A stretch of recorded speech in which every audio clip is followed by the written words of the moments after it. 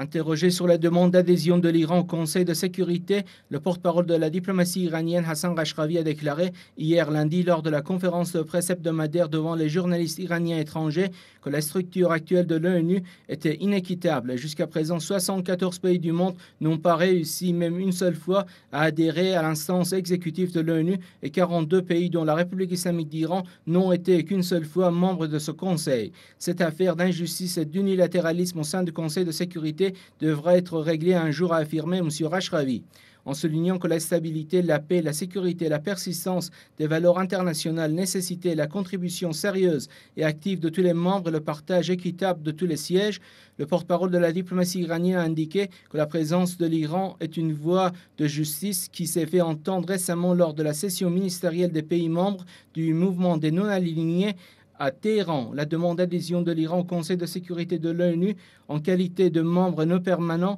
reste très sérieuse et l'appareil diplomatique iranien poursuivra avec détermination cette question, a insisté Hassan Ghashravi. Au sujet de la récente lettre adressée par le secrétaire du Conseil suprême de la sécurité nationale iranienne Saïd Jalili au haut responsable de l'Union européenne pour la politique extérieure Javier Solana, le porte-parole du ministère iranien des Affaires étrangères a fait remarquer que les réunions et les pourparlers entre Jalili et Solana se poursuivaient dans le cadre des négociations constructives et stratégiques et allaient aboutir à la dissipation de toutes les ambiguïtés, mais aussi au règlement des questions posées par l'Iran. Mais l'adoption de la 4e résolution, celle 1835 du Conseil de sécurité de l'ONU, a perturbé le processus sérieux et en voie de développement des négociations, a-t-il regretté. Concernant les éventuelles négociations entre les États-Unis et les talibans, Ghashravi a rappelé que les occupants de l'Afghanistan avançaient différents prétextes au début de leur offensive, mais qu'aujourd'hui il était question du dialogue. Cela montre bien l'échec de la logique guerrière et témoigne de cette réalité